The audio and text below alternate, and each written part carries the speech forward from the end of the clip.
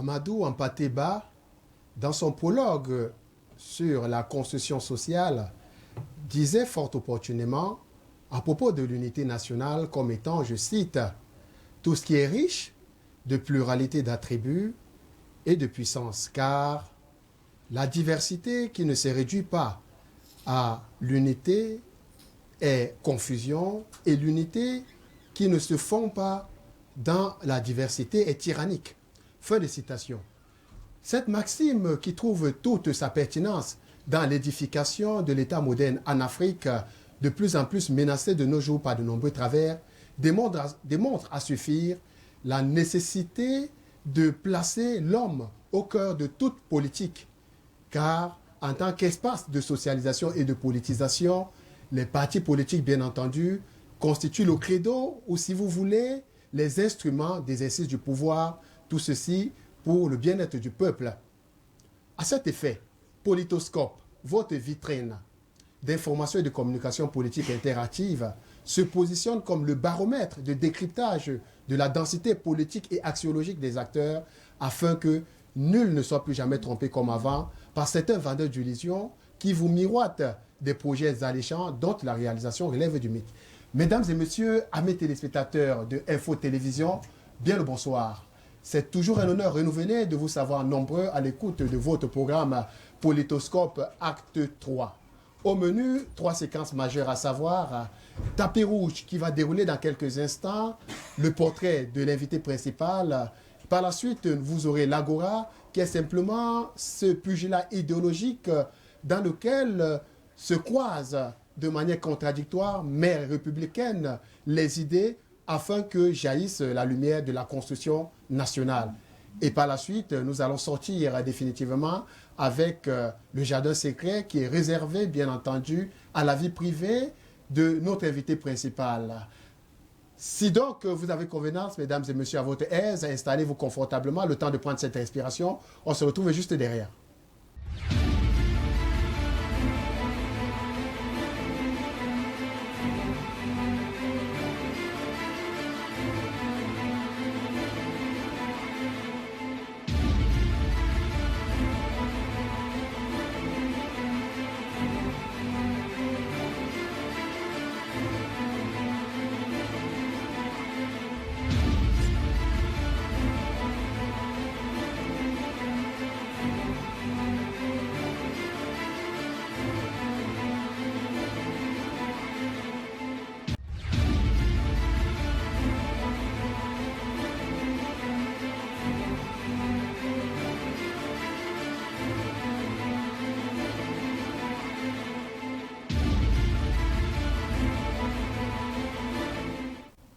Mesdames et messieurs, une fois de plus, bien le bonsoir et bienvenue à votre tribune d'information et de communication politique interactive Politoscope. Alors, nous allons donc procéder à la présentation des invités. Lui, c'est Monsieur le maire, comme on a l'habitude de l'appeler.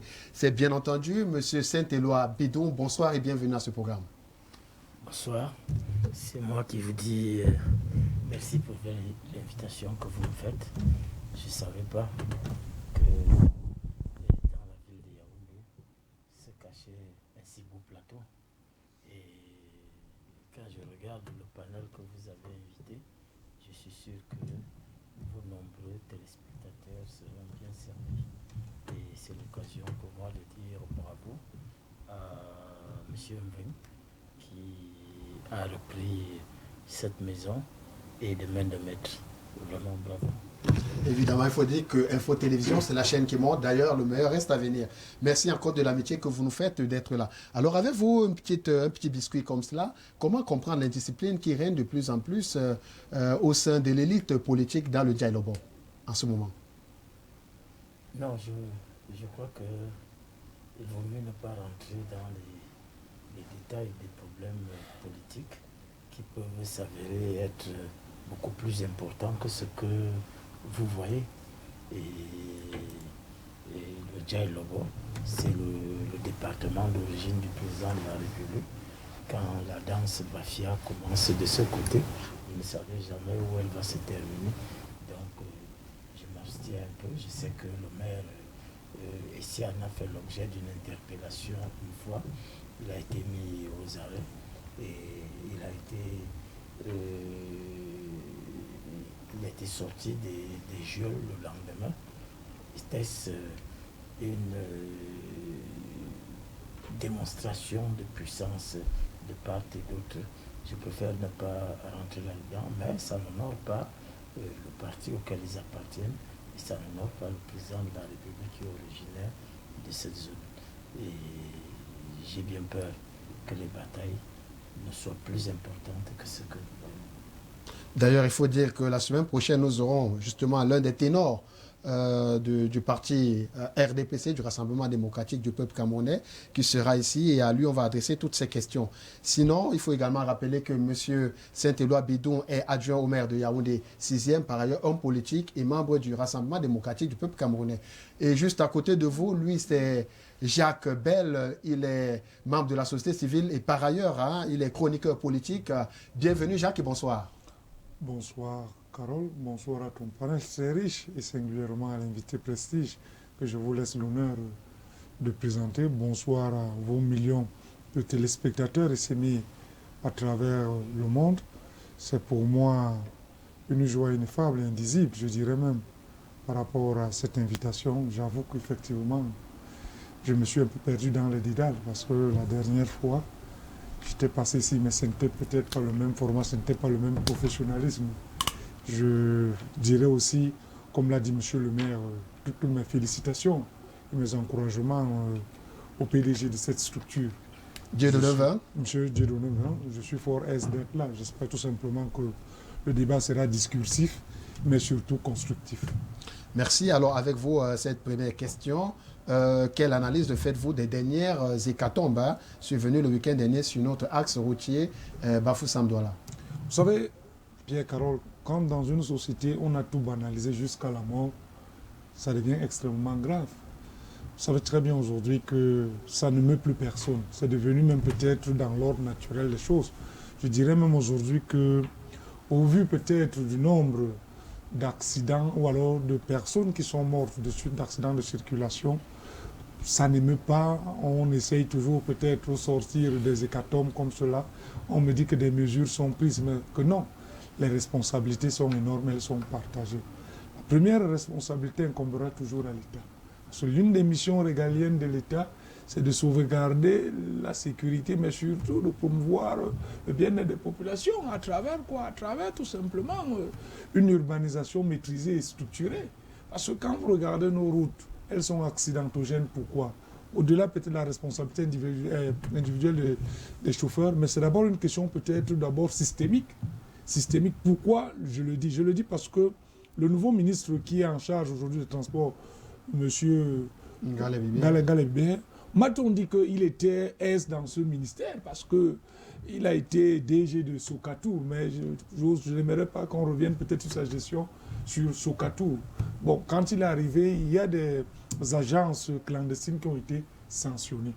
Mais vous conviendrez avec moi que j'ai voyagé et je reviens de l'axe Douala Yaoundé. Je peux vous dire que quand vous voyagez sur cet axe, surtout de nuit, vous priez Dieu. Parce qu'à tous les 2 ou 3 kilomètres, vous trouvez toujours des véhicules qui sont en panne. La route est étroite, mal entretenue, pas éclairée. Parce que si, dans une capitale, un pays qui se veut moderne, et qu'aujourd'hui les principaux axes routiers ne puissent pas être éclairés, ça pose quand même un problème. À côté peut-être de la petitesse ou alors de l'exiguïté de nos routes, on aurait tout au moins, je puis dire, éclairé au moins les principaux axes. Ce n'est pas fait. Maintenant, on ne le dira jamais assez, la responsabilité des chauffards, ça il faut le dire, parce que la responsabilité des chauffards, parce que quand vous regardez cet accident, cette voiture ce car qui roulait à tombeau ouvert et qui est venu se télescoper avec ce camion, et au carreau on a 21 morts. Ouais, donc c'est dramatique. Toutes mes pensées vont vers ceux qui ont perdu des membres qui sont extrêmement chers, mais je dis ça fait extrêmement mal. Mais vous voulez qu'on vous dise quoi? Le chien aboie, la caravane passe. Ça fait extrêmement mal. Nous y reviendrons certainement avec notre invité principal tout à l'heure dans le débat. Alors, l'autre invité, lui, c'est le consultant de ce programme Politoscope. C'est le docteur René Yatio. Il est universitaire et spécialisé sur les questions économiques et de gouvernance. Bonsoir, docteur, et bienvenue. Bonsoir, Pierre-Carole. C'est toujours un plaisir renouvelé pour moi de me retrouver sur cette chaîne qui devient de plus en plus une chaîne montante. Si je m'en tiens aux informations qui viennent de l'intérieur du pays et même de l'extérieur du pays. Alors, avec vous, cette petite question, de plus en plus, on voit des regroupements sur la question de la monnaie unique dans les sous-régions d'Afrique. Finalement, est-ce que ce débat demeure pertinent? Oui, le débat demeure pertinent parce que la politique monétaire détermine pratiquement l'ensemble de la politique nationale d'un pays ou d'un groupe. Il est pertinent également parce qu'il pose en regard un problème de gouvernance. Il n'est pas tout simplement question de changer d'identité de la monnaie, tandis que nous passons du franc CFA, par exemple, à une autre monnaie qui va s'appeler, je ne sais pas, peut-être le franc camerounais ou le franc taïwan. Si cette monnaie ne repose pas sur une structure économique interne forte, on va avoir toujours les mêmes problèmes. Parce que la monnaie est soutenue d'abord par l'ensemble des transactions qu'un pays peut effectuer. La monnaie est soutenue par la production. Bref, la monnaie est soutenue par la qualité interne de l'économie. Sinon, cette monnaie ne va pas avoir une certaine valeur sur le marché international. Donc, ce débat, je pense qu'on le fait plutôt en aval, alors qu'on devrait commencer en amont en restructurant toute l'économie. Parce qu'il y a un problème systémique à la base. Voilà, mesdames et messieurs, nous allons donc rentrer du côté de la régie pour recevoir et accueillir, comme il se doit, notre invité principal.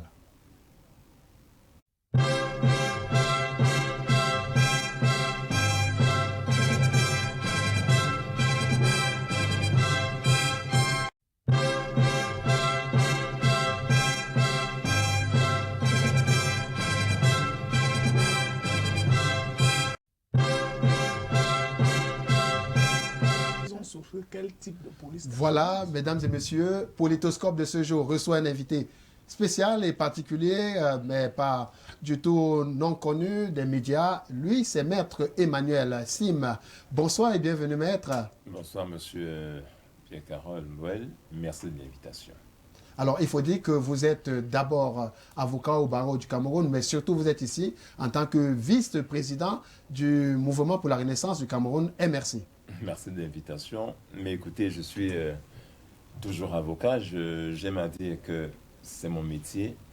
Je peux quitter la politique demain, mais je serai toujours avocat. Même quand je serai mort, je vais être enterré dans ma robe noire d'avocat. Donc, j'aime toujours le dire, l'homme politique, c'est après. L'avocat, lui, c'est collé à moi. C'est mon métier, c'est ma passion. J'ai toujours rêvé de faire ce métier. Je dis, je suis content de le faire. Et de le faire du mieux que je puisse le faire.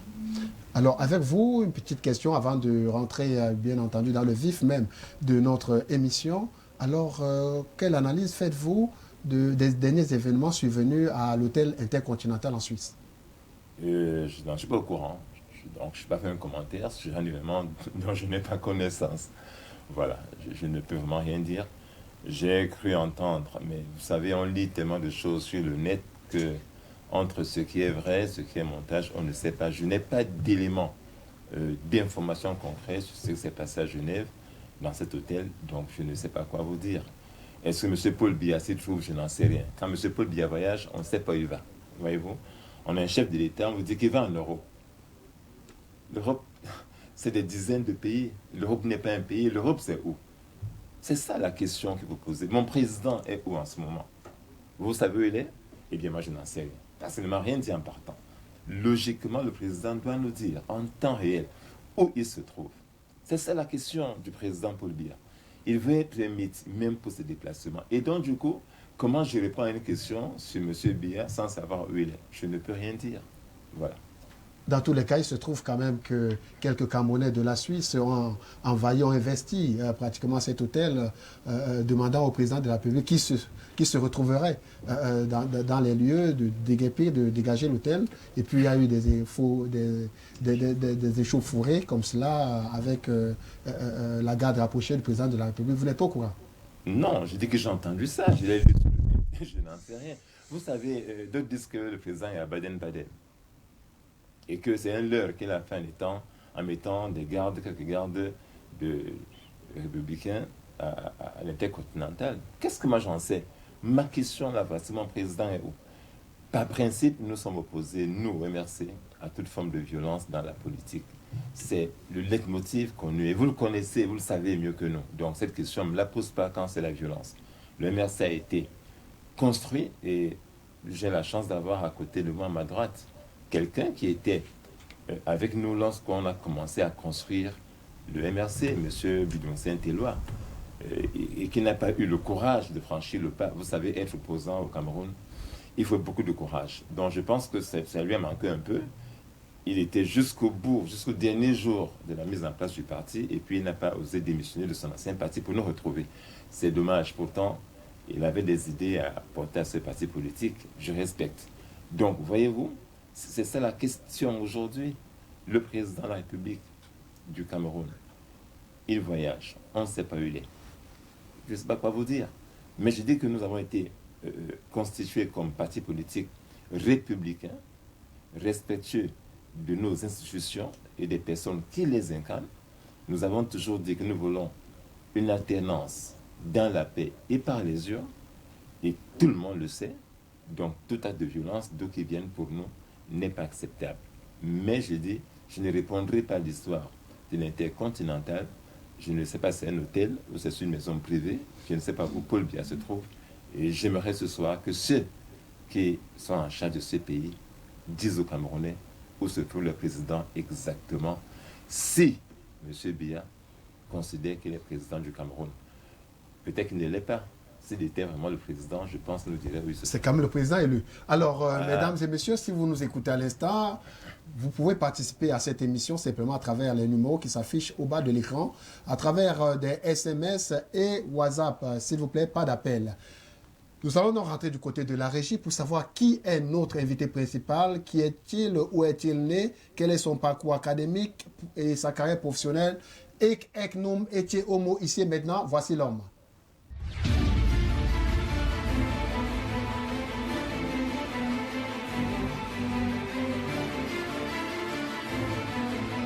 Emmanuel Sim, c'est le nom que mon père m'a donné. Mon père qui s'appelait Migneux François. Et ma mère, le père son nom également, s'appelait Koumédol Françoise, dans un village qu'on appelle le Petit Tibamba, c'est dans l'arrondissement des Dissangué, dans le département de la Sénégal-Maritime.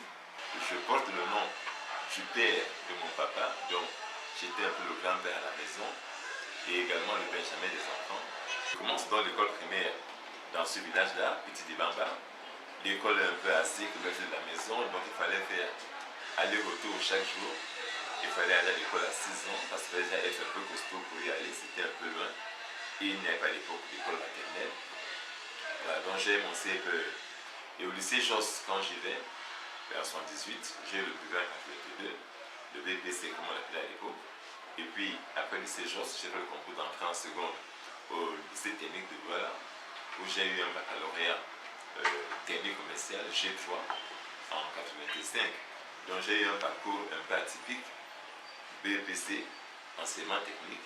Et puis après, quand je viens de l'Université de Yaoundé, contrairement à beaucoup de camarades de G3 qui s'étaient orientés plutôt dans le marketing, dans les BTS, dans les SEC, moi je suis venu faire plutôt des études de droit à Yaoundé parce que dès la première, on avait eu un cours de droit que nous dispensait un brillant enseignant, M. Lemou Martial, à qui je rends toujours grâce aujourd'hui. Et vraiment, il m'a donné le virus du droit. Donc après le bac, j'ai laissé le chemin qui était pourtant le mien au départ pour faire des études de droit à Yaoundé, ce qui était à l'époque la seule université en Boakele, où il y avait donc un vrai brassage des Camerounais. Les personnes, les enfants issus de tout le Cameroun entier venaient se retrouver à Yaoundé. D'ailleurs, j'ai parfois le regret, mais c'est normal, il fallait bien qu'on fasse des universités ailleurs, que ce brassage qu'on avait l'obligation d'avoir à Yaoundé, on ne l'est plus prochainement aujourd'hui. Donc, on avait les francophones, les francophones, des gens venant vraiment de partout. Après la maîtrise donc de droit, en 1989, je vais arrêter les études et puis essayer d'aller chercher à travailler parce qu'il était évident que pour mes parents, faire une carrière purement académique, on ne verrait pas toujours bien ce à quoi ça devait aboutir, mais mes parents étaient déjà malmené par la dureté de la vie. Mes frères également avaient fait le meilleur d'eux-mêmes pour m'aider à aller à l'école jusque-là. Donc il fallait que j'aille me battre. Je suis rentré à Douala, j'ai chômé quelques temps évidemment. Et puis j'ai fait beaucoup de choses avant de devenir avocat. J'ai été dans le journalisme, j'avais collaboré dans un journal de sportif de l'époque que tenait M. Belfian. On a travaillé ensemble. Et puis après, j'ai créé un journal moi-même sportif, mon ami Camp-Olive et moi, qu'on appelait le Confident sportif du week-end. On le produisait nous-mêmes. Mais après ça, je suis allé faire un peu les assurances comme commercial chez GMC, sans citer quand GMC commençait à l'époque. Et ce n'est qu'après tout ça, en 2012, je vais décider finalement de rentrer dans une étude d'avocat. Et j'ai commencé donc mon stage d'avocat chez quelqu'un d'extraordinaire là aussi, Maître Big Manfred, que j'ai enterré il y a quelques mois. Donc je vais être admis au stage d'avocat en 96 comme avocat maintenant stagiaire en robe.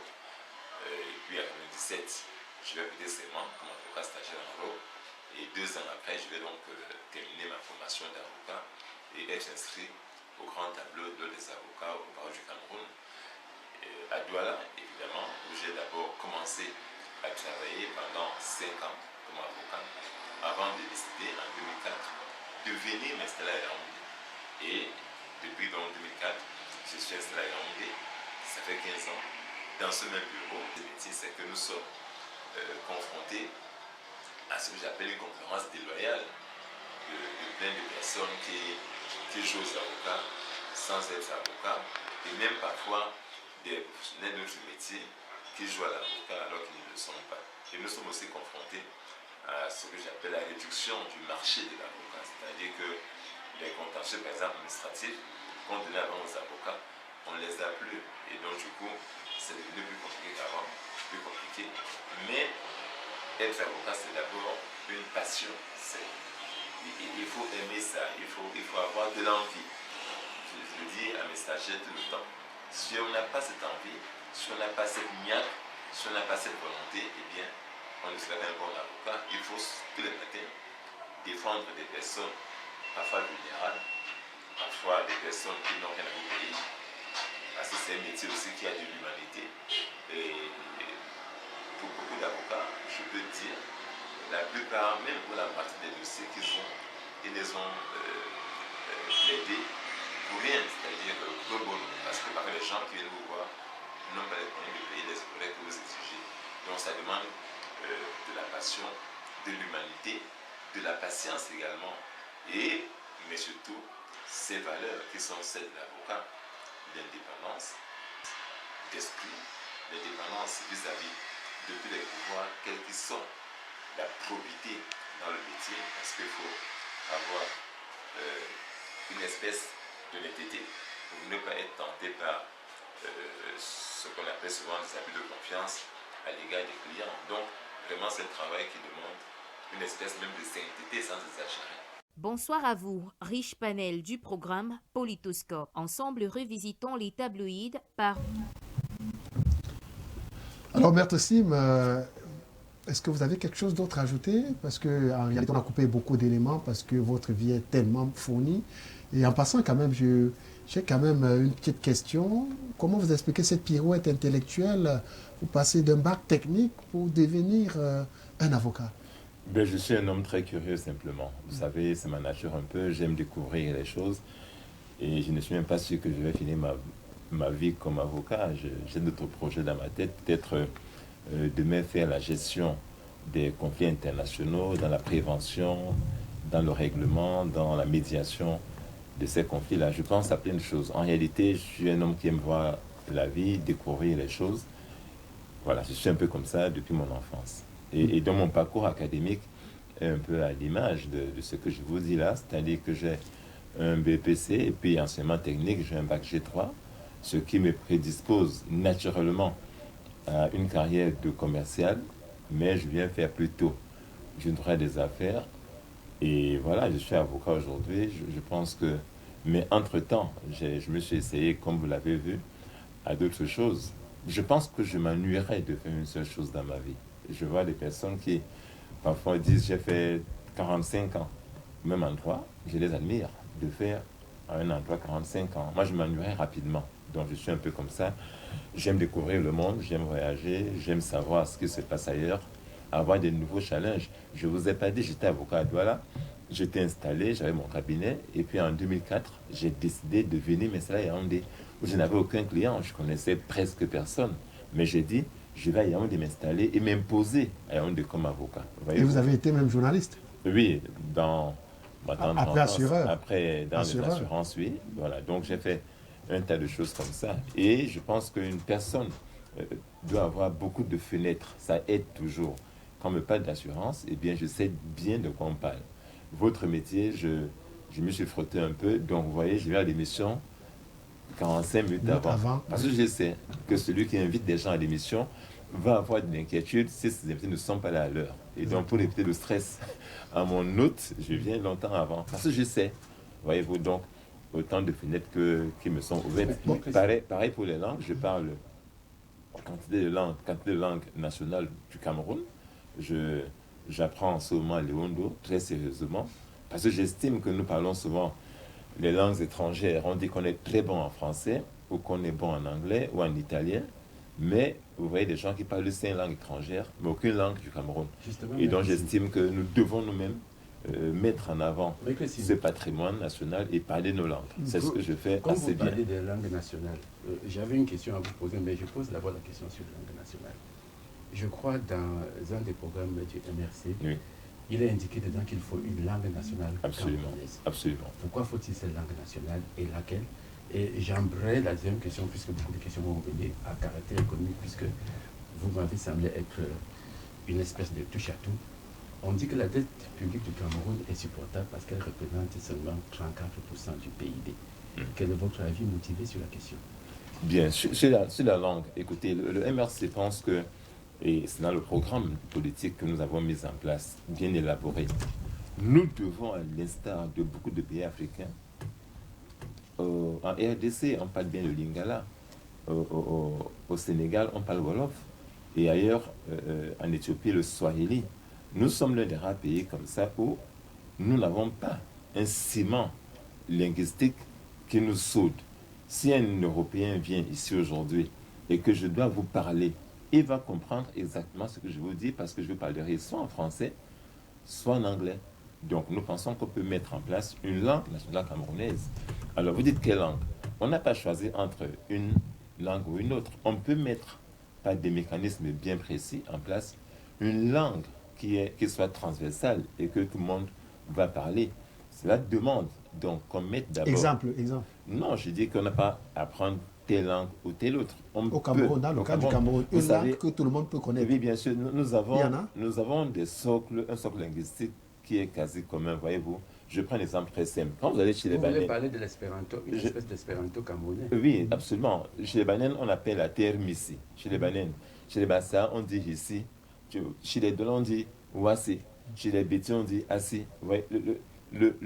La terre a pratiquement, dans toutes ces langues, consonance. Absolument, le même substantif, c'est la terre. Ça c'est donc pareil pour Dieu, pareil pour l'eau et d'autres choses comme ça. Donc, voyez-vous, l'apparence des différences des langues peut vous surprendre, mais en réalité, au fond, il y a un socle commun. Donc, on peut facilement faire une langue, former des personnes qui vont d'abord l'apprendre et qui vont après l'enseigner aux autres. Donc, cela est faisable, parce qu'il n'est pas normal que nous n'ayons pas notre langue, ça on peut le faire. C'est un défi à relever. Ça paraît compliqué, mais précisément, le MRC pense qu'on ne peut pas bâtir une nation sans ambition, sans vision, sans avoir une volonté et même une passion. Donc, je pense que ça, on peut le faire. Sur la dette du Cameroun, on dit qu'elle est supportable parce qu'elle est à 34%. Vous savez, moi, la dette ne me gêne pas en réalité. On peut s'endetter autant qu'on peut. La question au pays, c'est quoi? Quelle est la qualité de l'utilisation de l'argent emprunté? C'est ça la vraie question.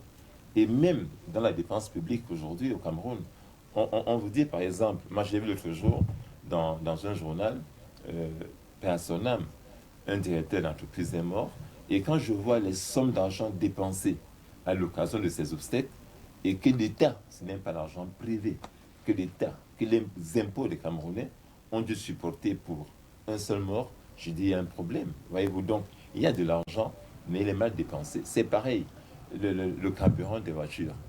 À Yaoundé, est-ce normal qu'un directeur d'administration soit dans une voiture 4x4 et qu'il ait des bons d'essence pour 300, 400, 500 000 francs par mois?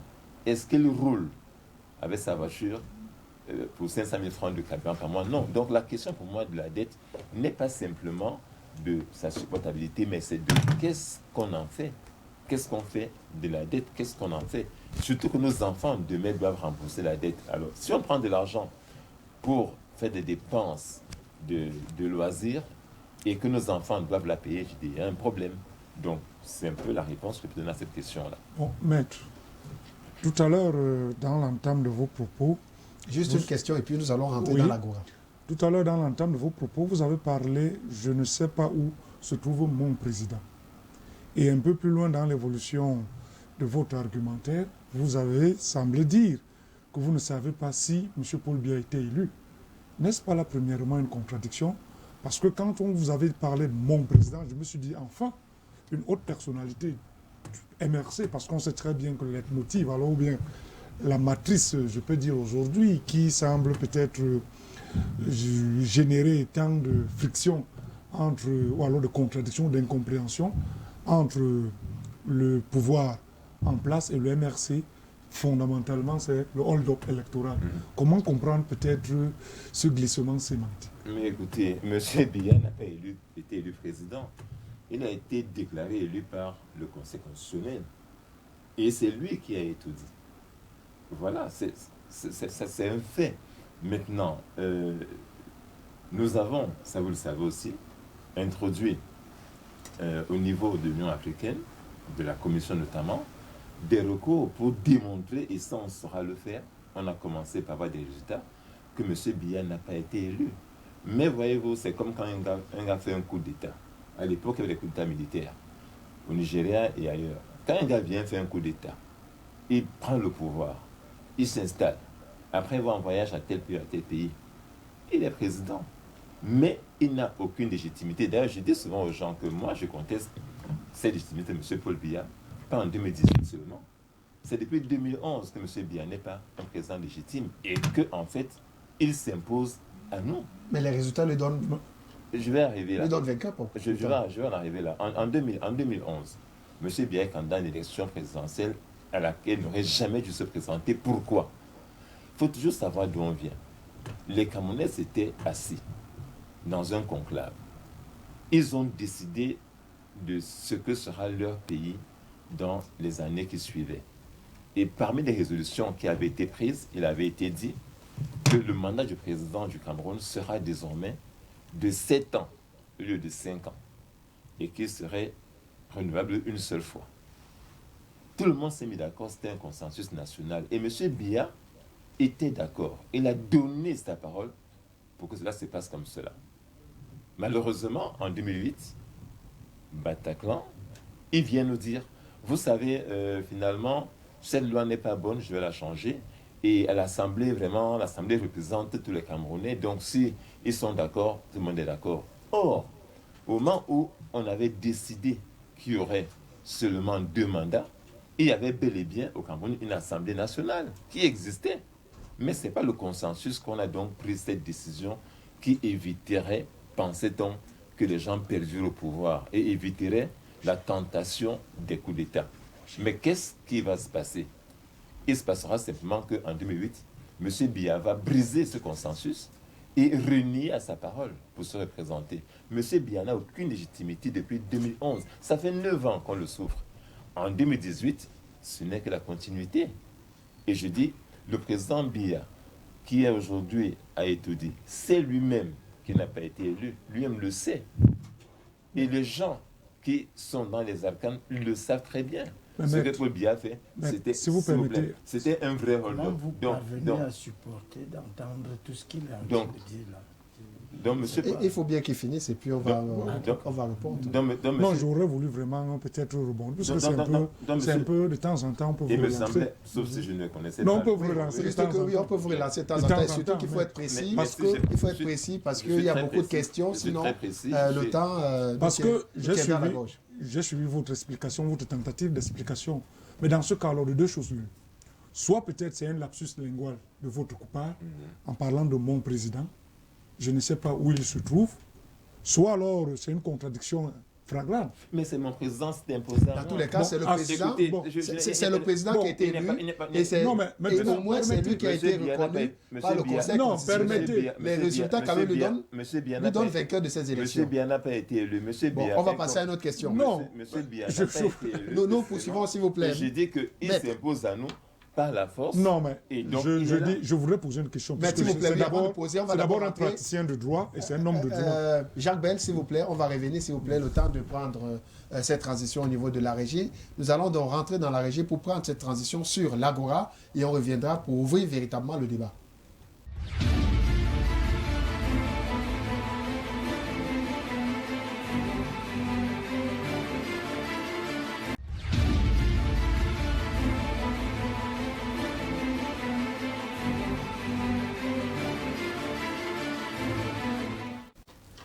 Alors, moi, je m'avais vous posé avant, justement, pendant que M. Jacques Bell reviendra sur la question.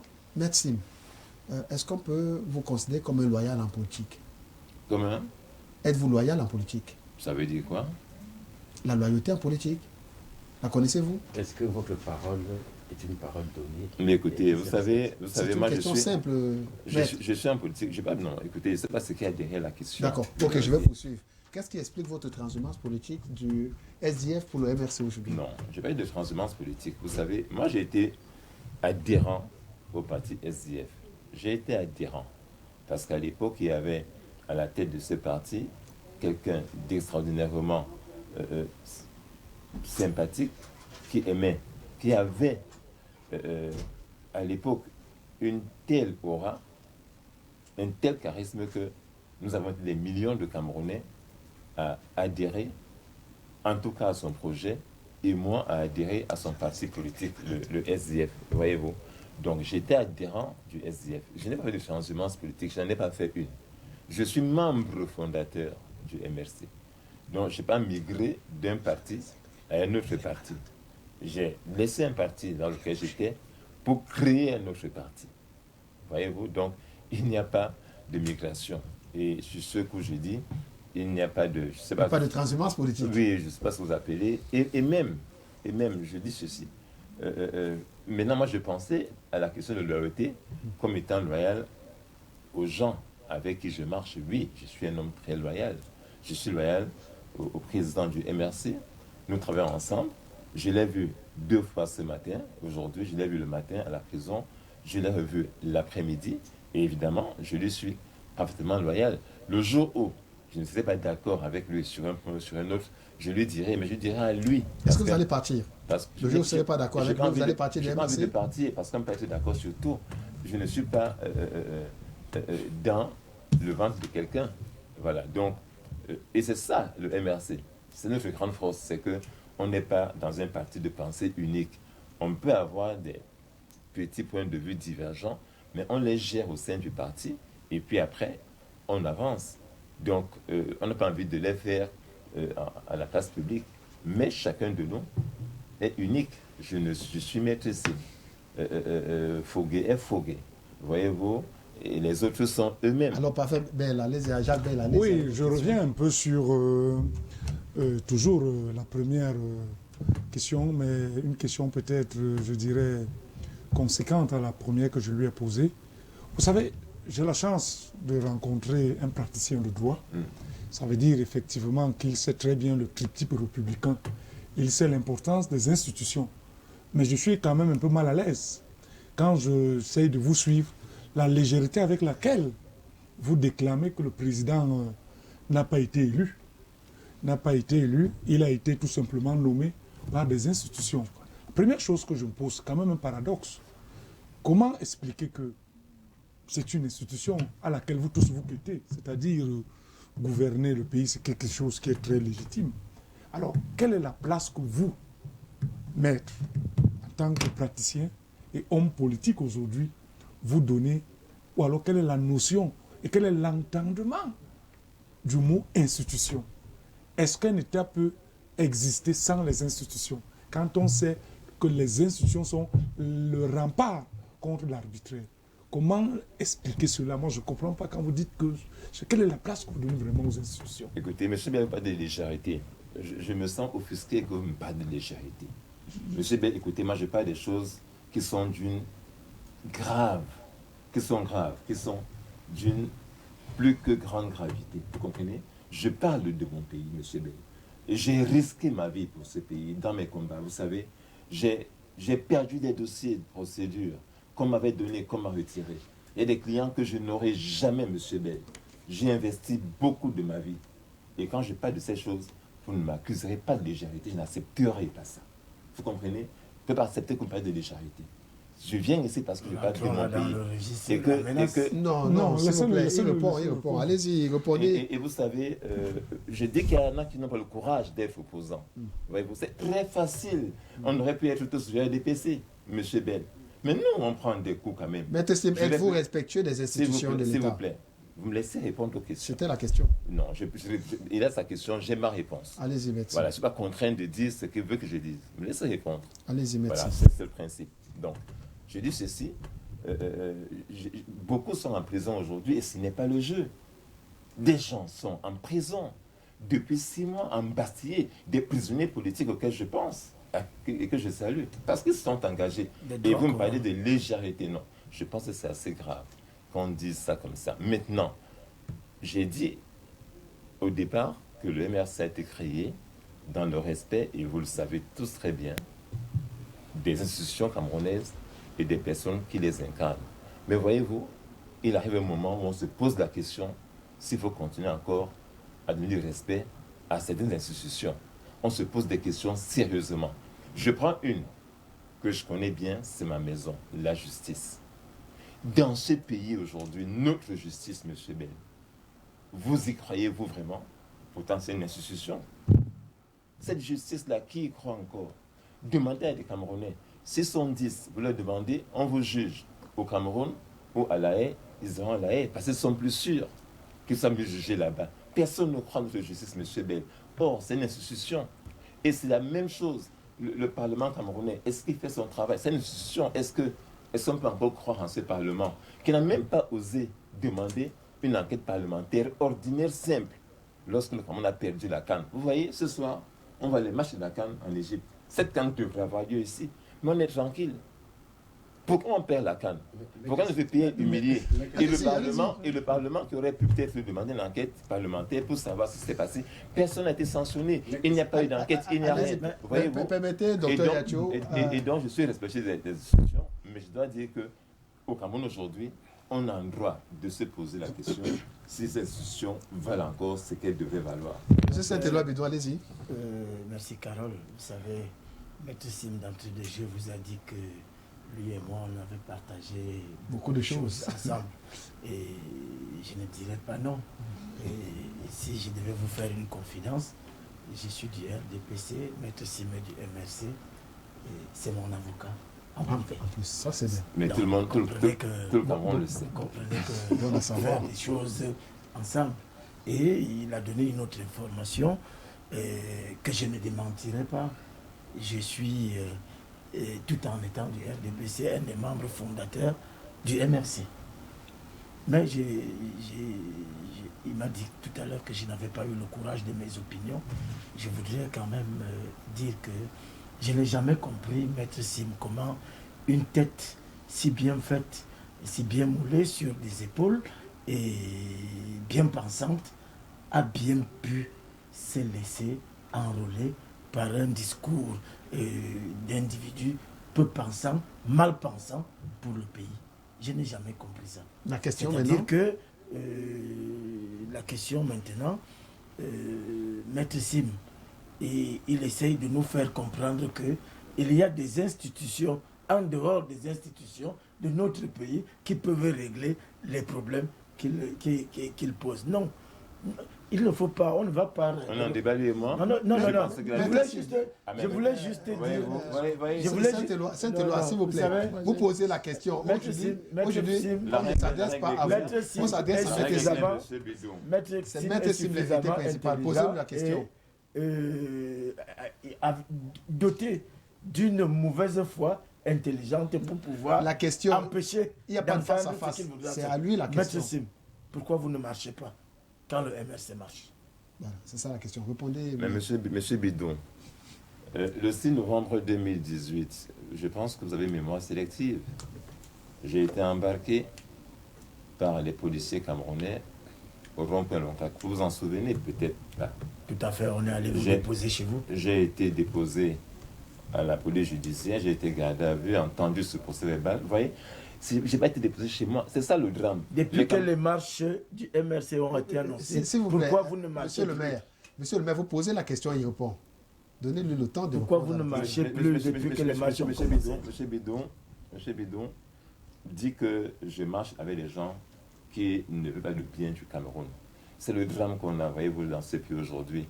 Il y a d'un côté des bons Camerounais, ceux qui sont dans le camp de Bidon, et les autres qui osent protester, on les met en prison, c'est des mauvais Camerounais. Il dit que moi, intelligent, je me suis mêlé avec des gens qui pensent du mal de mon pays. Non, monsieur Bidon. Vous devez accepter la contradiction dans ce pays. Vous devez enfin l'accepter. Vous avez marché dans ce pays pour dire que vous êtes contre le multipartisme.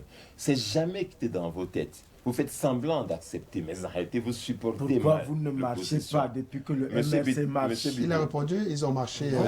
Non, Monsieur Bidon, ça c'était des marches. Depuis qu'ils ont programmé des marches, pourquoi on ne vous voit pas? On a vu les autres, on a vu Gamen, on a vu... Pourquoi on n'est pas pris part au dernier marche? Pourquoi vous ne prenez pas part aux marches? C'est ça la question. Monsieur Bidon doit d'abord accepter qu'il a dit une fausseté sur moi en disant que je n'ai pas été arrêté, j'ai été amené chez moi. Retirez-le. On vous a arrêté le jour des élections. Vous êtes allé vous poster au rond-point Loncac. On vous a... Dans tous les cas, vous ignorez. Mais depuis que le RMC a programmé des marches, pourquoi vous ne marchez pas? Cette loi Bidon, voici le jeu justement de cette émission. Vous posez les questions. Il n'a pas besoin de vous poser les questions. C'est vous qui posez en les marches que le MRC organise, pourquoi on ne vous voit pas? C'est ça la question. Monsieur Bidon, admettez d'abord que j'ai été arrêté par la police camerounaise, que j'ai été amené en garde à vue à la police judiciaire. Moi-même, j'ai été arrêté pour le compte du MRC le jour qu'on créait le MRC au Hilton. Oh, il y avait la réunion au Hilton. J'ai été arrêté. Sauf que pour l'instant, nous étions ensemble. Pourquoi vous ne marchez pas?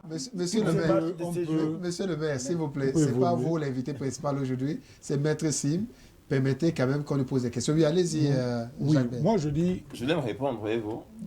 Parce que lorsqu'on élabore... Donc vous l'avez dit que vous avez eu à marcher une fois et non, vous avez été je n'ai pas dit ça. Je n'ai pas dit ça, je n'ai pas répondu jusqu'au bout. Allez-y donc maintenant, de manière beaucoup plus fois sans précise. On ne puisse... Donc je dis qu'il faut d'abord que M. Bidon retire... Parce que les téléspectateurs veulent la vérité. Retire sa fausseté. J'ai été gardé à vue à la PJ, entendu très longuement, et j'étais dans une cellule le 6 novembre 2018 dans mon pays. C'est ça le pays dans lequel je vis, qu'on ne cherche pas à noyer le poisson. Maintenant, M. Bidon n'était pas au match de MRC. Non, ce n'est pas M. Bidon votre adversaire. Non, je réponds à sa question. Il n'est pas l'adversaire. Mais monsieur, laisse-moi répondre. Allez-y. Il n'était pas au match de MRC, ne peut donc pas savoir si j'étais ou pas.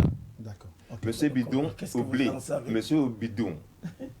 Sauf si Bidon vient en se cachant. Monsieur Bidon. Non. Lorsque vous n'avez sûrement pas l'information. Maître, vous vous adressez aux téléspectateurs, ce n'est pas Maître Bidon. Non. Ce n'est pas M. Bidon, autant pour moi. En 2018, en janvier 2019, M. Bidon, c'est moi qui conduisais les marches du MRC à Tchan. C'est moi, Maître Sim. Et les vidéos l'ont montré. Ouais. Vous dites des choses qui ne sont pas vraies. Et je dis, même pas non. Jacques Belalès, il y avait des questions. Bon, nous poursuivons aussi. Maître, tout à l'heure, vous avez parlé, vous avez dit que le MRC, et je l'ai toujours suivi, le MRC était contre toute violence, toute forme de violence. Oui. Ça veut dire que le MRC faisait le primat du jeu démocratique, mais surtout du principe régalien et républicain de dévolution de pouvoir, d'accession au pouvoir. Ça veut dire que le MRC consacre et sacre même les institutions. Alors, comment expliquer qu'une institution puisse déclarer un candidat élu et que le MRC peut-être se sorte de ce schéma? La seconde question que je vous pose, peut-on concevoir une liberté sans l'État et en dehors de l'État? Toute liberté n'est-elle pas encadrée par ricochet, n'est-elle pas illusion? Je vais être très clair avec vous. Très clair avec vous. Le Conseil constitutionnel du Cameroun est une institution absolument haïssable. Haïssable ou illégal? Ne répétez pas des mots, il a dit haïssable. Ce Conseil constitutionnel a été mis en place en violation flagrante de la loi. La loi camerounaise, parlons-en, dit ceci. On ne peut pas être membre du Conseil constitutionnel en occupant d'autres fonctions ailleurs. C'est une incompatibilité. Et M. Biya a nommé à ce conseil des gens qui ne devraient jamais y être. Jamais y être. Donc, M. Biya a violé la loi lui-même en nommant ces gens à ce conseil. Ça part de là, M. Bell. C'est là l'origine et les fondements. Vous ne voyez que la fin. Mais les fondements, c'est ça. Et on a pu démontrer cela. Bipun Wom est toujours président du conseil, de la chambre d'arbitrage, conseil olympique. Il y est toujours, j'étais à son installation. Il y est toujours membre du conseil. Jean Fumana Kame était à l'époque président du tribunal de la francophonie. Il était PCA de l'université de Yaoundé 1. Il a tenu des réunions en juillet, mais il est membre de ce conseil. M. Lekine Donfak est membre du comité central du RDPC. On dit qu'il faut être membre d'un parti politique et être dans ce conseil. Je pourrais être comme ça, donner tous les noms. Non, Monsieur, vous éludez la question, vous ne la répondez monsieur pas. Bell, je suis en train de répondre à la question. Vraiment, c'est ma réponse. Non, vous l'éludez. Monsieur Bell, Jusqu'à là, vous ne Monsieur répondez Bell, pas. Allez-y. La question ne se pose pas sur l'origine Bell, vous avez vos peut-être questions. du Conseil constitutionnel. Monsieur Bell, vous avez vos Mais questions. maintenant, puisque vous êtes Non, mais je l'invité vais répondre à principal, ça, ouais. il vous est aise d'apporter des éléments précis. Mais j'y suis. Vous ai-je posé deux questions simples. Le MRC refuse toute violence en politique. Par conséquent, le MRC consacre l'accès peut-être à la gestion. Oui, ça non, sert à vous, quoi? c'est ça. Monsieur Mais Bell. vous tournez depuis, vous tournez Monsieur en Bell, rond. permettez, allez-y en quelques secondes, maître chuter, parce que justement, on a beaucoup d'autres éléments. Non. Il y a beaucoup de En questions. quelques secondes, juste pour aller dans Non, non, voyez-vous. Non, il va d'abord répondre. s'il vous plaît. Monsieur le maire, il va d'abord qu'il répondre. avait à répondre. Si l'idée, c'est de poser des questions. Non, il faut bien Et les de réponses. demander que, oui, absolument, de demander que je donne les réponses que M. Bell va se laisser. Non, donnez les vôtres. Mais écoutez, c'est ma réponse. Je Bien dis sûr. ceci. Et il n'aime pas la vérité, voyez-vous. Non, allez-y. Ce conseil est Pour le parfaitement bonheur des illégal. Et dès téléspectateurs. lors qu'un conseil est illégal, je suis en devoir, en légitimité, de contester même cette décision. C'est ça la question. D'accord. Et lorsque nous avons, au cours du contentieux, démontré devant le monde entier que ce conseil n'était pas légalement formé, nous avons demandé qu'il soit récusé. C'était membre de ce conseil. Qu'est-ce qu'on nous a répondu? Que nous demandons irrecevable parce qu'ils ne peuvent pas prendre telle décision. Ça veut dire quoi, M. Bell? Que M. Biya aurait pu nommer Mme Chantal Biya dans ce conseil et que nous n'aurions pas eu moyen de la faire refuser. Ça, c'est un syllogisme qui n'est pas scientifique. Vous ne venez La pas seconde, Le président du constitutionnel, M. Atana Clément, Monsieur, à son épouse qui est députée du RDPC dans l'Union Monsieur, des Socs. la question est répondue. Or, le conseil devait Non, il y a une être... seconde question. Peut-on concevoir la Le liberté conseil devait être... sans l'État ou en C'est ma dehors de réponse, l'État? monsieur. Oui, c'est la réponse. Puisqu'il ne le connaît pas. Il ne le connaît pas déjà. Cette institution. Oui, cette question a été des questions philosophiques. Moi, je ne vais pas rentrer. Je rentre maintenant encore un peu dans l'histoire. Il me souvient que vous avez porté plainte au président de l'Assemblée nationale, justement au tribunal militaire. Oui. Et lorsque les membres du RDPC ont été incarcérés, et ils étaient attraits Du RDPC. du MRC. Ça ne verra jamais qu'on les interpelle, le Non, RDPC. c'était un lapsus. Ah oui, bien sûr. Et ils sont déjà attraits nombreux à au condamner tribunal- quand même. Au tribunal militaire. Pour les vous droits avez communs comme les contesté- autres. vous avez contesté la compétence du tribunal militaire. Oui. Est-ce qu'il n'y a pas une espèce de contradiction? Non. Puisque Non. sur le plan de la jurisprudence, on peut supposer que lorsque vous êtes allé au tribunal militaire, c'est que vous acceptez la validité du tribunal militaire Non. sur les civils. Je vais vous répondre, vous êtes économiste. Là, je parle en avocat, d'accord? Je peux saisir une juridiction c'est à ceux qui la contestent d'aller dire qu'elle n'est pas compétente. Et ça ne m'empêche pas, moi, demain, de dire qu'elle ne l'est pas parce que je l'ai saisie. Tous les avocats du monde vous le diront. C'est un débat qui n'a aucun sens. D'accord? Mais la bonne question qu'il faut poser, c'est que lorsque j'ai porté plainte à M. Cavaillé et à ceux qui, avec lui, avaient mis le feu dans les tenues du RDPC, voyez-vous, c'est ça les vraies questions que vous ne me posez pas. Un président de l'Assemblée nationale, on n'a pas d'institution, M. Bell, le président de mon Assemblée du Cameroun, s'en va mettre le feu à Maroua, dans les tenues d'un parti politique, accompagné par des ministres. Vous voulez que je respecte telle institution? C'est ça la bonne question, M. Bell, que vous ne me posez pas. Alors, et donc, quand je porte plainte à M. Cavaillé et à ses amis, vous savez ce qui s'est passé depuis 2 ans?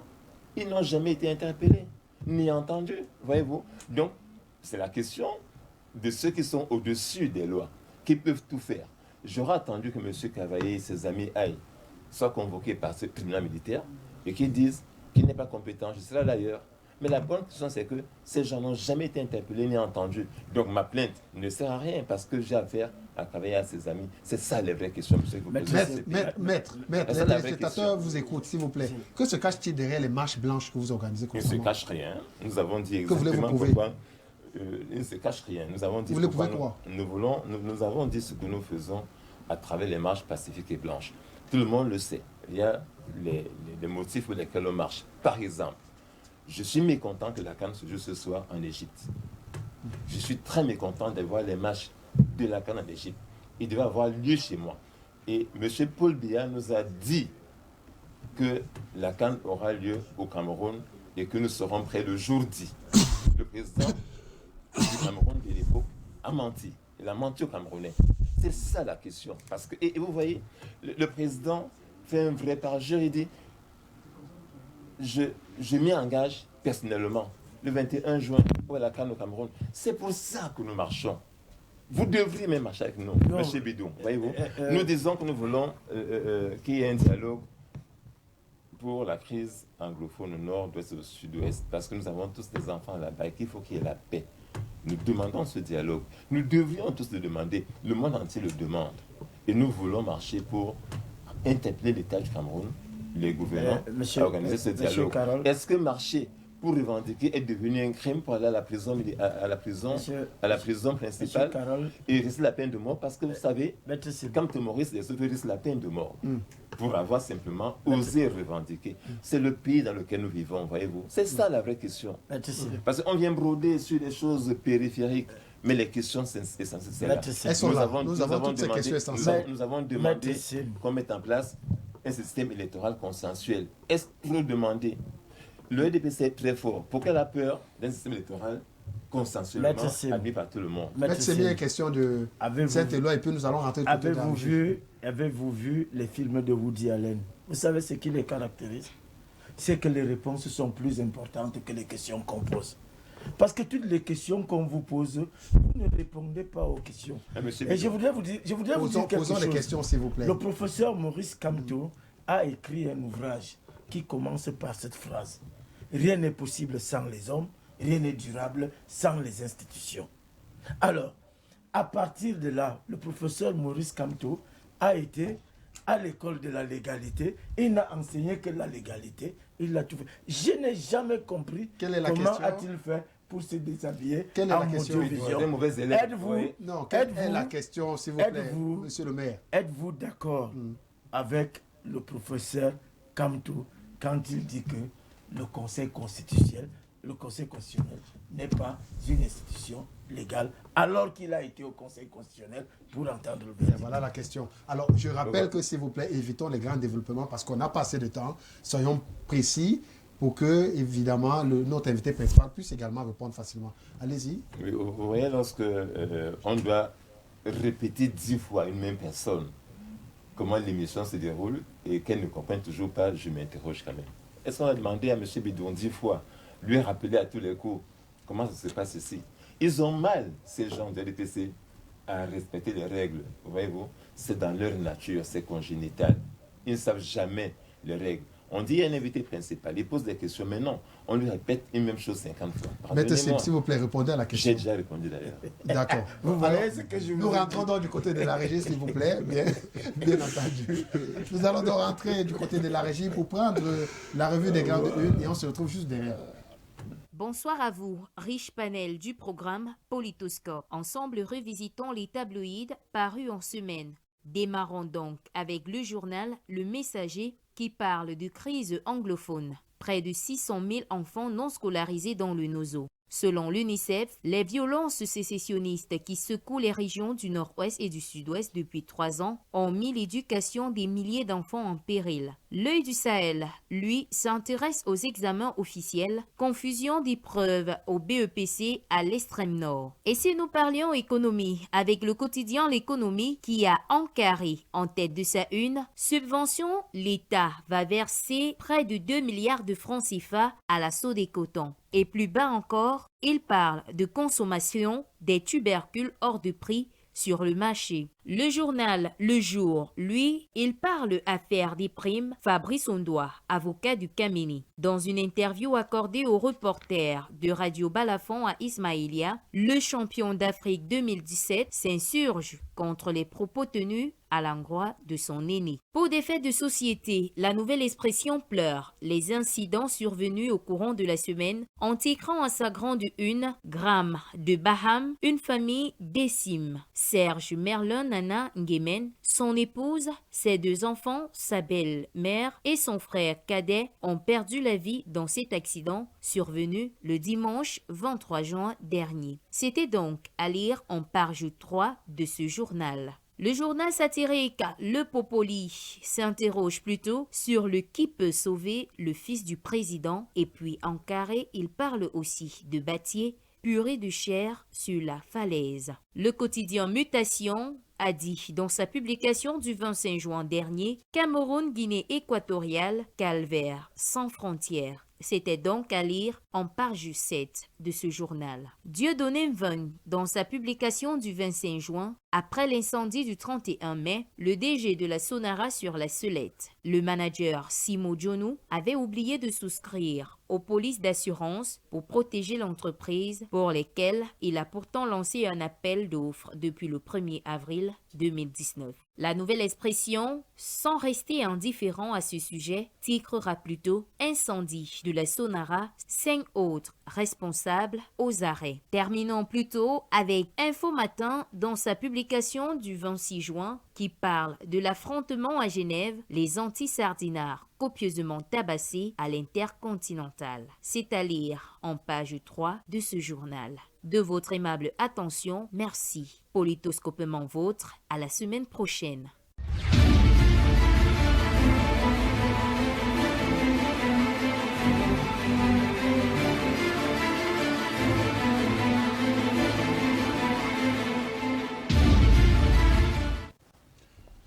Alors, Maître Sim, nous revenons donc sur la deuxième partie de l'Agora.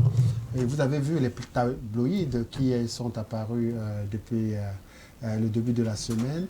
Alors, plusieurs directeurs généraux arrêtés du côté de la Sonara, et puis des hécatombes, et également cet événement, je ne voudrais pas dire macabre, mais macabre, je voudrais dire, mais malheureux tout de même, qui est survenu du côté de l'Intercontinental Hotel. Vous avez dit à votre entame que vous n'avez pas eu toute l'information là-dessus, mais tous ces événements, quelle est déjà l'analyse que vous pouvez faire de cela, lié notamment à la gouvernance qui fait cours au Cameroun en ce moment?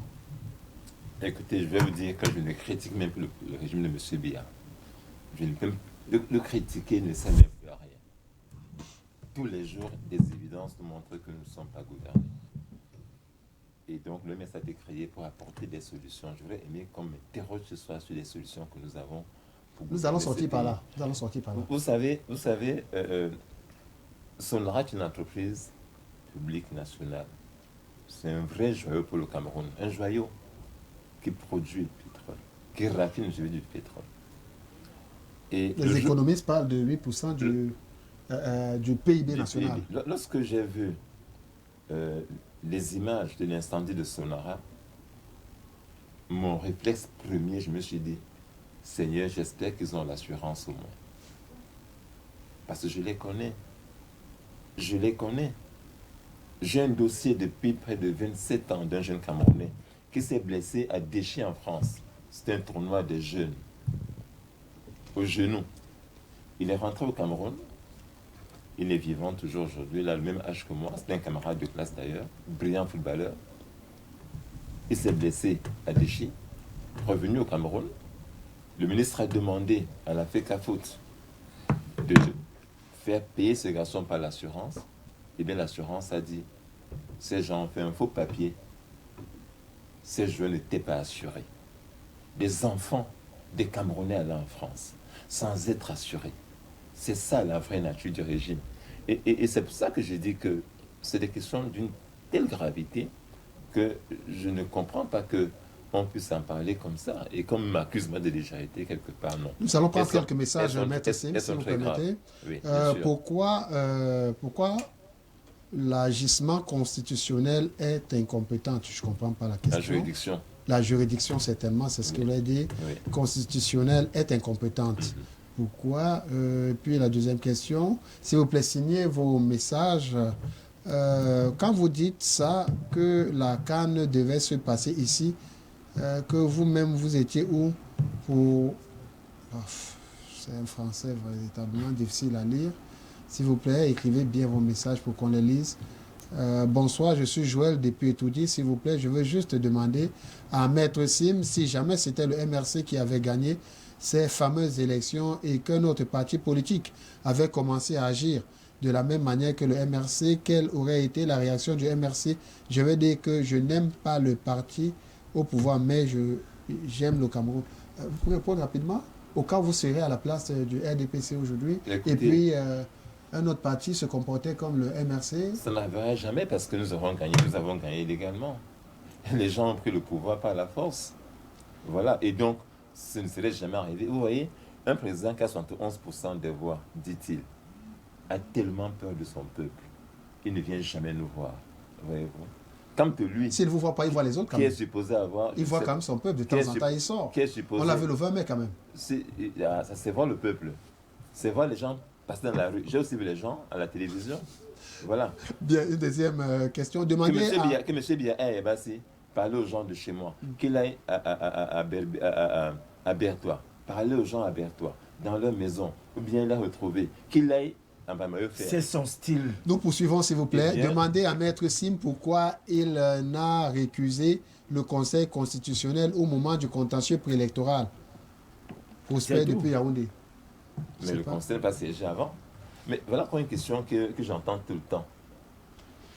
Je n'avais pas de procédure devant le Conseil et donc je ne vais pas le récuser.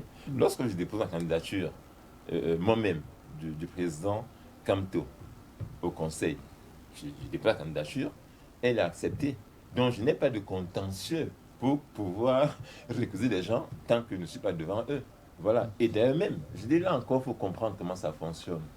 Je suis en droit, comme avocat, de donner un argument de droit aujourd'hui et pas demain. C'est la stratégie de défense. Et chaque avocat l'utilise comme il veut dans l'intérêt de son client. À ces réponses devant bon, nous poursuivons. Bonsoir, le plateau. Je félicite M. le maire qui attaque bien Maître Sim. Monsieur le maire. Non, je voudrais quand même tout simplement... Oui, la dernière salut à vous. C'est la mairie, c'est le maire depuis Berthois. Bon, le maire depuis Berthois nous salue. Oui, poursuivez des questions. Non, je voulais juste dire que les questions que vous lui avez posées tout à l'heure sur le traitement de l'information sont assez sérieuses pour bénéficier des réponses arrachées par les cheveux. Je veux dire que... non, monsieur le maire, vous ne qualifiez pas quand la vous question, vous prenez donnez par pas les exemple bons, posez les vôtres. Les accidents de circulation qu'il y a eu sur la route. Vous savez, un chanteur dans ce pays a dit que la route ne tue pas. Mais c'est lui l'invité. C'est nous qui tuons. C'est nous qui tuons. La question. Je voulais juste lui dire que toutes ces compagnies de transport ont un problème sérieux.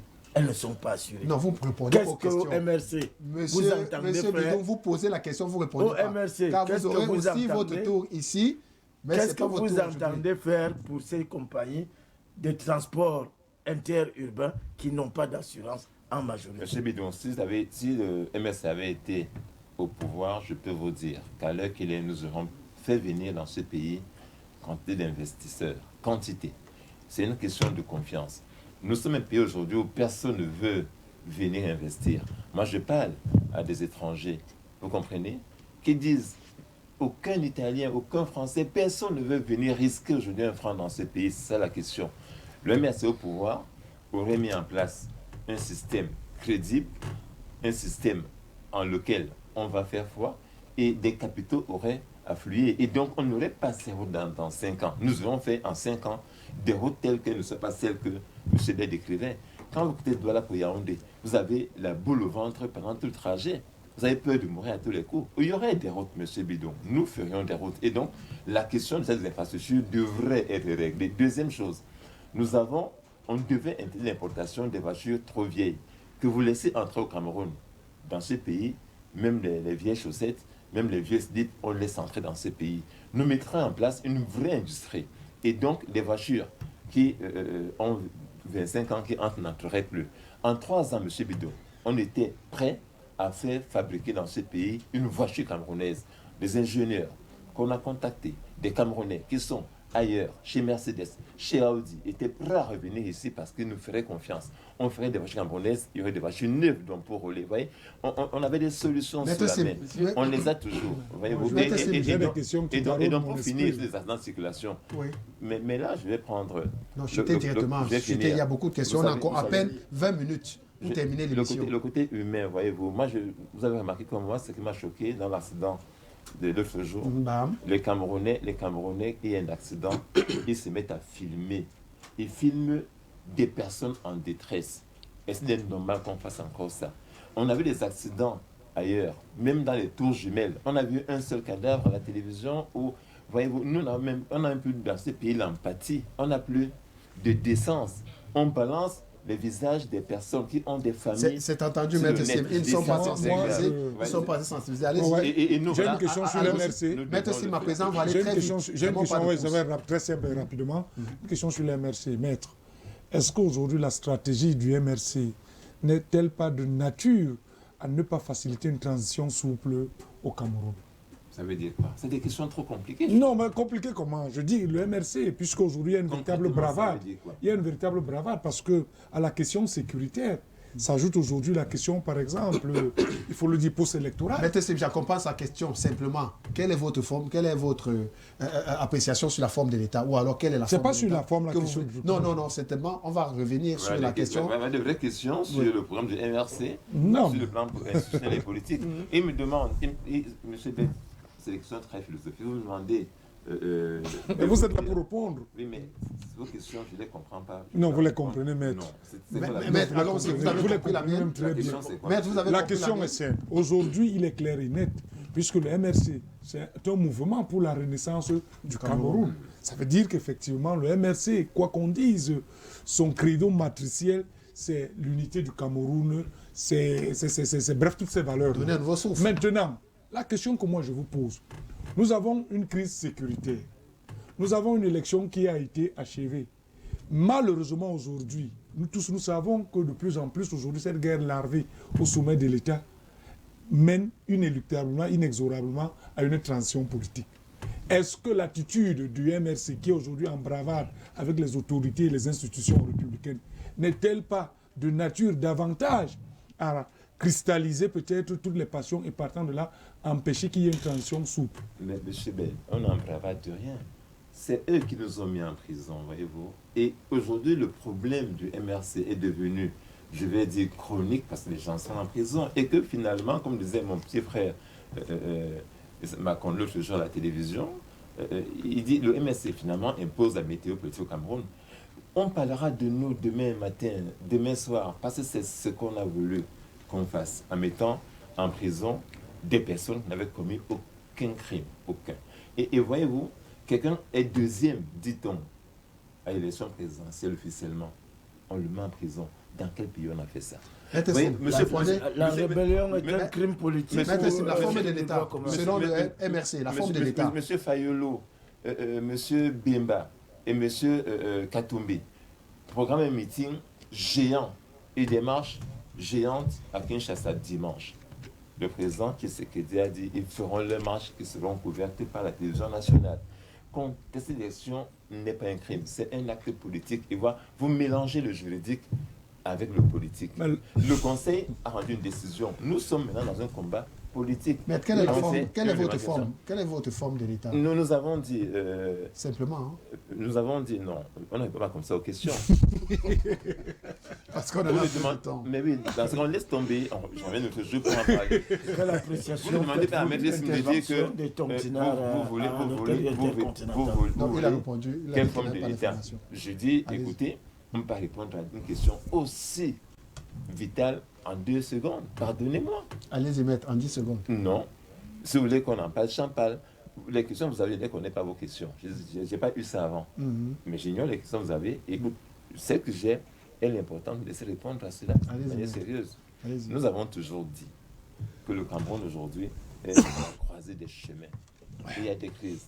Il y a une crise anglophone où des gens demandent la sécession. Le MRC a dit qu'elle n'est pas acceptable la sécession. Tout sauf la sécession. Il y a des gens qui veulent le fédéralisme. Et il y a dans les textes un État décentralisé. Il y a même qui demandent que l'État devienne centralisé, qu'on revienne à la posture d'avant. Eh bien, nous disons ceci. Et les gens ne comprennent pas. Si moi je dis, moi, M. Sim, que je veux tel État, ça a quel sens? Nous disons que nous devons faire un vrai dialogue inclusif. Nous devons nous asseoir, nous tous, et redéfinir ce que c'est que notre nation sera demain. C'est ça la renaissance du Cameroun. Nous devons nous asseoir et dire, on fait le bilan 60 ans d'indépendance, chemin parcouru, et on prend une nouvelle orientation, un nouveau souffle. C'est ça le souffle de l'espoir du MRC.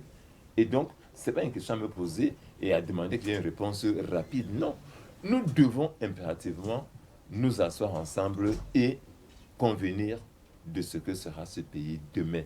Entendre tout le monde, entendre toutes les opinions, écouter tous les Camerounais et enfin, pour que demain, on ne dise pas qu'on a imposé le fédéralisme ou ceci, cela, qu'on se mette ensemble et qu'on puisse définir une nouvelle nation. Mesdames et messieurs, allons-y rapidement encore du côté de la régie et prenons ce vox pop sur la question de savoir, le MRC est-il une alternative sérieuse dans le champ politique camerounais?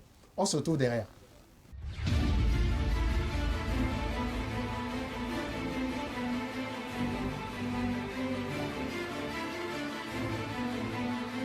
Le Cameroun a un problème commun. Il y a la souffrance, la galère au Cameroun. Ce n'est pas un problème individuel, comme de tous les Camerounais. Donc à se retenir et faire des assises, comment se trouver peut-être solution pour ce problème. Ce n'est pas un problème personnel, ils ont très mal pris la chose.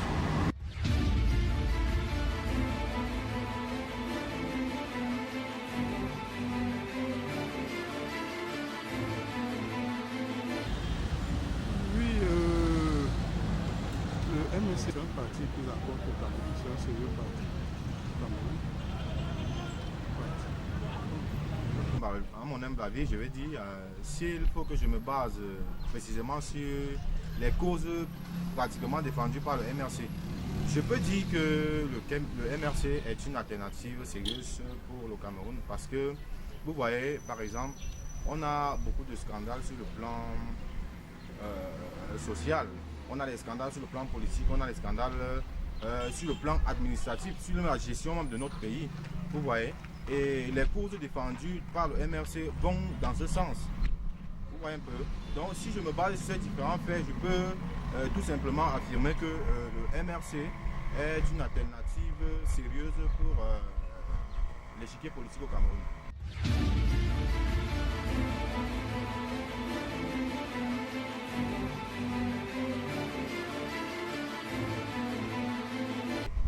Maintenant, s'il faut se baser sur des questions d'ordre purement politique, je ne pourrais pas me prononcer parce que je ne sais pas. Vous savez, derrière les motifs qu'on porte, il peut toujours avoir des intentions qu'on ne dévoile pas toujours. Donc vraiment, je préfère me baser sur les faits pour dire que je pense que le MRC est une alternative sérieuse pour l'échiquier politique au Cameroun.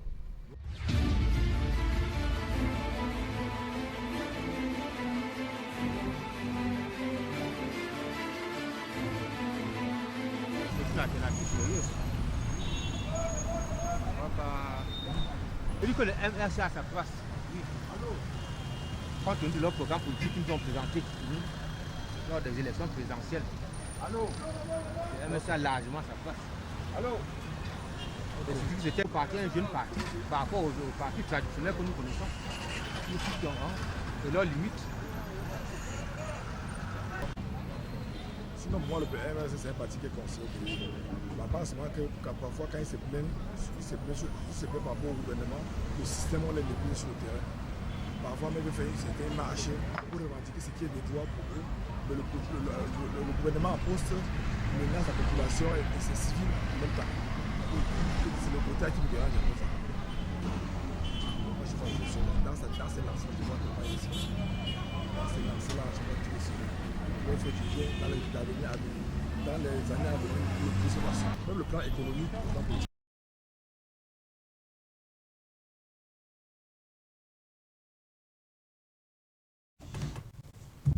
Bien, voilà donc le Vox Pop qui a été réalisé sur la question de savoir si le MRC était une alternative sérieuse dans le microcosme politique camerounais. Voilà, les choses ont été dites, chacun comme il en va de soi, de sa sensibilité. Alors, Maître Sim, nous allons aller très rapidement, mais cette fois-ci avec le jardin secret. Tout à l'heure, nous allons nous glisser simplement en quelques 5 minutes dans votre vie privée. Voici donc le jardin secret.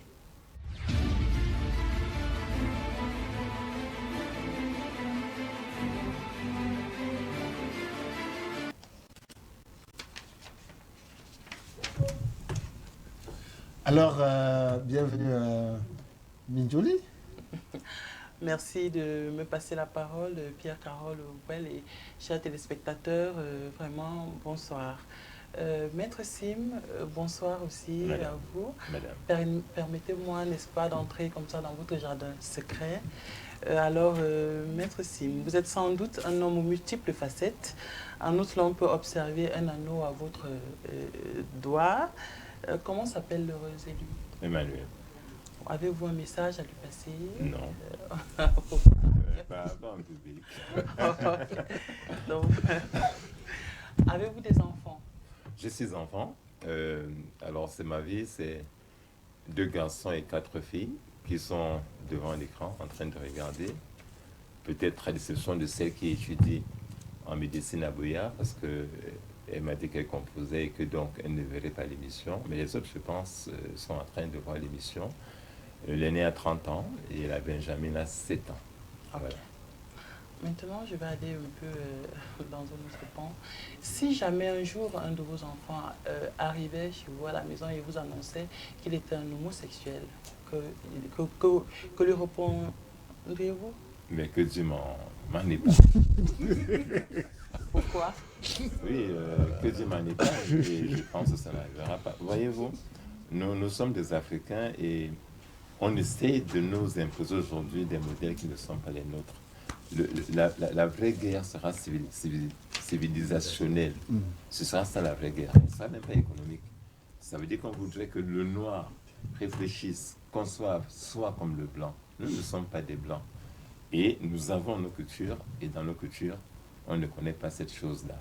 Et donc, je pense que mes enfants ne feront pas ça. En tout cas, tels qu'ils sont élevés, je prie Dieu que ça n'arrive pas.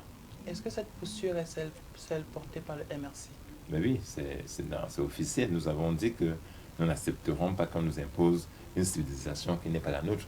Même les langues. Maintenant, j'évoquais la langue. Nous voulons, MRC, mettre en place une langue camerounaise qui nous ressemble. Nous sommes quoi, en fait? Si maintenant un ange venait ici, il ne saurait pas qu'il a affaire à des Camerounais. Il penserait, cet ange, qu'il a affaire à des Français. Alors qu'il a affaire à des Camerounais, parce que nous parlons en français excellemment. Donc nous sommes des Africains, je pense que nous devons pouvoir garder nos cultures culinaires, nos danses et tout le reste. Vous voyez maintenant la télévision, quand on est la danse... en contradiction avec votre président sur la question. Non.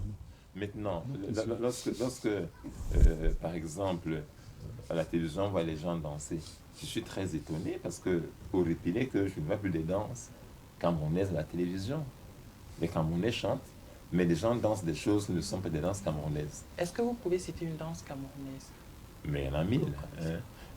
Dans mon village, il y a le Mbok, c'est une excellente danse. Et il y a l'Engol, c'est la danse que les femmes banéennes dansent, souvent à l'occasion des deuils. Et maintenant, chez les Bassa, il y a le Ko, il y a des danses comme ça, chez les Douala, le Makossa, je connais toutes les danses. Mais en fait, c'est que je dis ceci, combien de gens encore savent danser le Makune quand tu danses Bassa? La Siko, on connaît, mais le Makune, qui le danse encore aujourd'hui, on apprend plus ça aux enfants. Je crois que vous le dansez très bien. Mais je suis un excellent danseur et je vous dis, non seulement je parle beaucoup de langue camerounaise, mais en plus, si je danse le Bikoulsi ou le Mangambeu, vous n'en reviendrez pas. Bon, parlons toujours de tradition. Quel est votre plat traditionnel préféré? Mais écoutez, les Camerounaises ont le talent de faire la nourriture, voyez-vous. On a un ministère de la Culture, je ne sais pas ce qu'il fait. Il devrait mettre en place une politique de vraie culture culinaire pour que nos filles ne perdent pas la main. On fait bien la nourriture au nord, de très bons repas. À l'ouest, au sud, partout au Cameroun, il y a des plats excellents. Le mbol à l'est et tout ça là. Donc, mais est-ce que nos filles, nos enfants vont encore faire ça? Nos enfants, maintenant, on les verra. Quel est le vôtre? Maintenant, nos enfants, non. Je voudrais rendre hommage à nos mères qui font si bien là, à toutes nos mères qui sont originaires de tout le Cameroun. Maintenant, nos jeunes filles, mais je leur demande de faire attention, d'apprendre moi à faire la cuisine de nos mères pour leur mari, parce que sinon, le vernis, qui sont devenus très longs, quand on demande à une d'écraser le matobo, elle ne peut plus. Donc, vous voulez savoir ce que moi j'ai mangé en particulier? Oui. Ah, mais ce que ma mère me faisait à la maison. Le hito. Vous connaissez le hito? Le hito? Oui. C'est une espèce de... les patates, on les pile, voyez-vous, on les pile, on met un peu d'huile, on les tourne. Je mangeais ça à l'école le matin. Et ça m'aidait à tenir toute la journée. C'est vrai que j'en ai rencontré des gens qui parlaient de ce plat avec nostalgie. Ça veut dire que c'est un plat qui envoie des disparitions. Oui. Et j'espère que vous avez, n'est-ce pas, fait transmettre à madame votre désir de manger. Mes filles, déjà essaient. Mes filles sont, même pour la dernière qui a 7 ans, elle fait déjà la cuisine. Souvent, là, je prends avec... les autres en train d'essayer de tourner même le couscous avec ses petites mains. Donc, rassurez-vous chez moi, ceux qui épouseront mes filles auront les meilleures femmes du monde. D'autre part, êtes-vous un féru de jeux de société? Et lequel? Féru, oui. J'avais... Avant, oui, maintenant, j'ai plus le temps. Je dois le dire. Lequel? Le temps me manque. Je suis un excellent garçon de Scrabble. En Scrabble, personne ne me bat en Scrabble. Oui, j'étais excellent. Maintenant, ce défi, je n'ai pas le temps de jouer. Ça, c'est un défi lancé. C'est mon frère Bello. Bon, mais on peut même jouer ici en direct. Bon, Maître Sim, merci. Seront merci de vous être prêté au jeu du jardin secret. Merci. Ok. Voilà.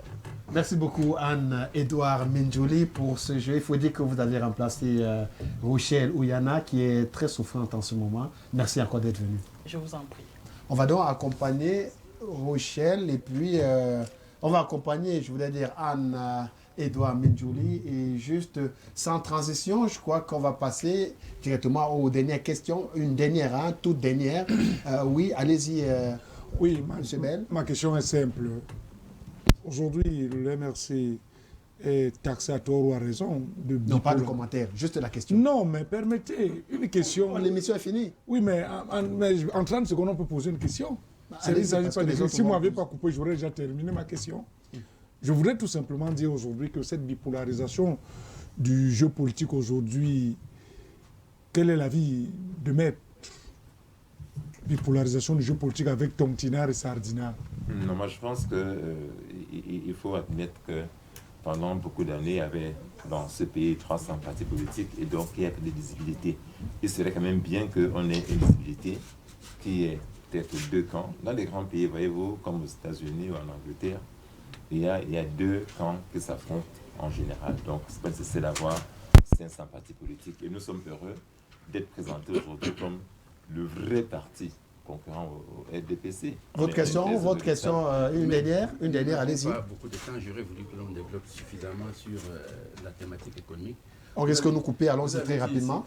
On pouvait faire des véhicules ici en 3 ans. Oui. J'aurais bien voulu voir quel est votre programme économique pour une économie qui est encore désarticulée, dominée et dualiste. Comment peut-on faire et passer ainsi aussitôt à une industrie de pointe comme l'industrie automobile sans préparation préalable, avec des phases économique bien précise. Non, des pays du même niveau que nous l'ont déjà fait. Et c'est faut 1000 ans pour ça. Les Camerounais sont formés aujourd'hui. Ils sont prêts. Nos enfants, vous savez, quand vous allez en Allemagne, et il y a des Africains. L'émission est finie par des développements parce que justement la régie me fait de très grands signes. Merci quand même d'être venu. On va arrêter là pour ce soir. Certainement, on poursuivra. Maître Sim aura également une autre chance d'être là un autre jour. Je rappelle au maire, M. Bidon, qu'il aura certainement son jour. Ici également, il passera là et puis nous allons lui adresser toutes les questions. Vraiment, désolé pour ceux qui n'ont pas pu poser toutes les questions. C'est aussi ça, les contraintes du direct. Alors, merci beaucoup, Jacques Bell. Il faut rappeler que vous êtes un acteur de la société civile et chroniqueur politique. Merci d'être venu. Merci. Merci également à lui, c'est bien sûr Monsieur le maire, j'ai souvent du mal à l'appeler. C'est Monsieur le maire, merci d'être là. Monsieur Saint-Éloi Bidon, vous êtes adjoint au maire de Yaoundé 6e. Merci de nous avoir fait l'amitié d'être là. C'est moi qui vous remercie. Paul Biya, élu des cœurs, des urnes, Camdo, élu de Facebook. Dans tous les cas, on en reviendra sûrement avec l'invité que nous aurons la semaine prochaine. Merci également à notre consultant, le docteur René Iatio, expert en questions économiques et de gouvernance. Merci Pierre Carole, c'est toujours un grand plaisir d'animer ces genres de soirées. D'accord. Alors nous disons donc merci également à cet ouvrage du professeur Ngandongo, si on peut le zoomer en quelques secondes, qui est intitulé « La politique, le journaliste et l'intellectuel dans la société camerounaise, jeux et enjeux du pouvoir ».